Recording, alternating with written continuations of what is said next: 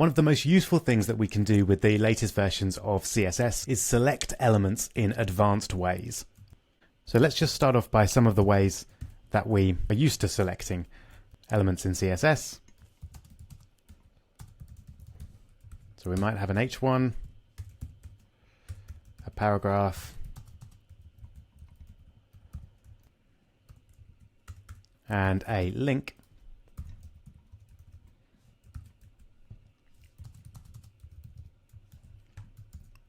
And we would access the H1 by simply typing H1. So if we wanted that to be red, for example, we just put color red in there.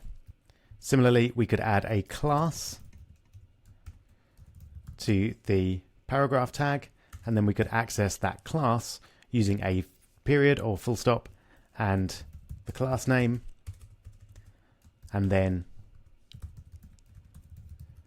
apply some CSS to it. Finally,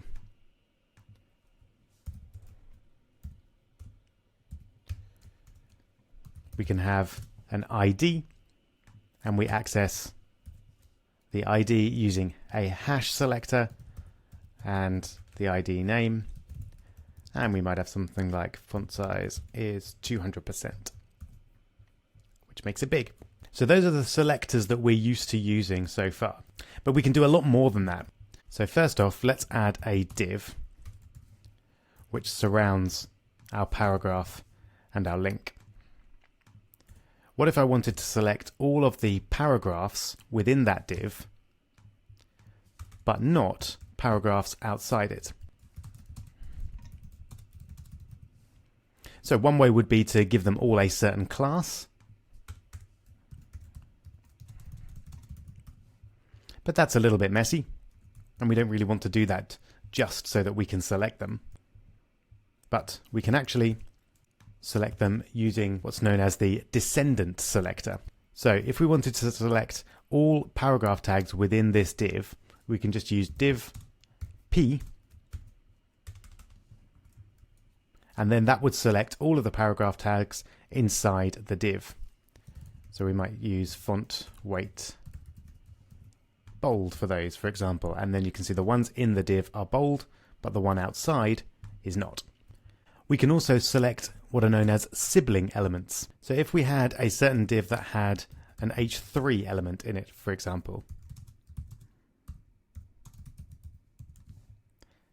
and we wanted to select all of the paragraphs in the same div that have an H3 element in it, then we can use H3 and then tilde, which is the squiggly line for me, shift and then the key next to Z, and then P. And for example, we could underline all of those.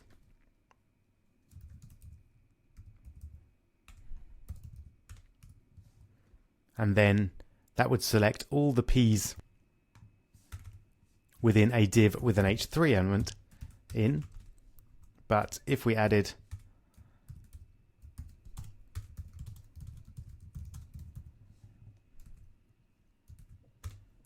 another div, then it wouldn't select that one. So this is in the other div. So it is font weight bold because it's in a div and it's a paragraph tag, but it's not sharing its div with an H3, so it's not underlined. But if we put an H3 in there,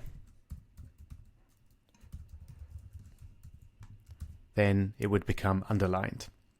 So that can be a very useful way to have paragraphs on different styles depending on what other elements are in them. We might want to be, again, a bit more fussy and only select the paragraph tag following the H3 element. We might want to give that a particular styling. So let's give that a font size of 150%. So the first paragraph then is bigger, but the rest are not. We can select elements that have a certain attribute in them. So if, for example, we wanted to select all the links which had a target, which usually would mean that we'd say target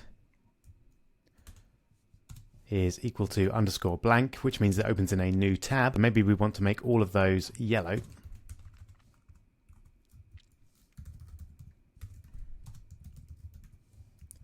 Then we could do that.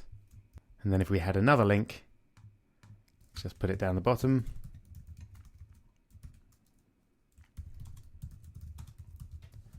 That link wouldn't be selected because it doesn't have a target.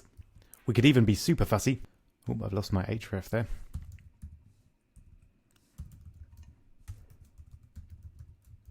Let's say this link goes to google.com, and then we could select links that only go to google.com,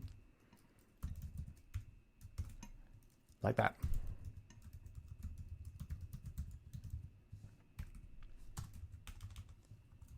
And maybe make them bigger for some reason.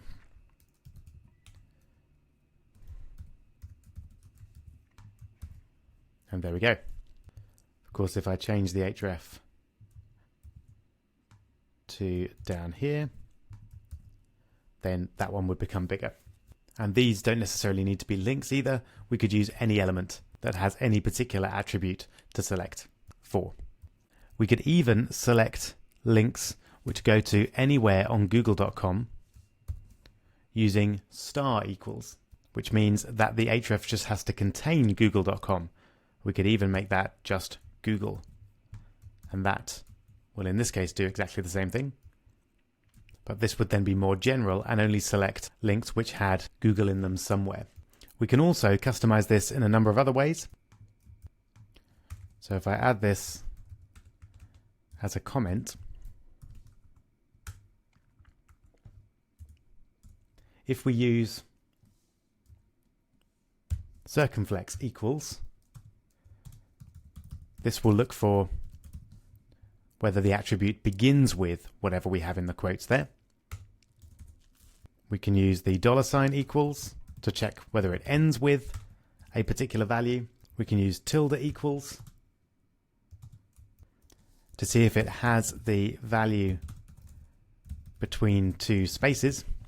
So if the attribute has multiple classes, for example, or IDs, they would be separated by spaces, and we could find them here. And finally, we can use the pipe symbol.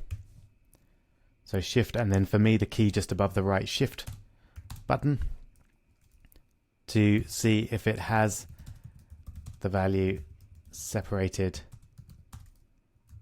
by hyphens, i.e. the dash symbol. So if you've got a class name that's made up of a number of different names separated by hyphens, you can search for it using that. So there you go. A whole different range of ways that we can select things, which mostly have the benefit of keeping your code more simple, or your HTML more simple, and your styling separated from it. So it reduces the need for having specific classes or IDs just for styling purposes.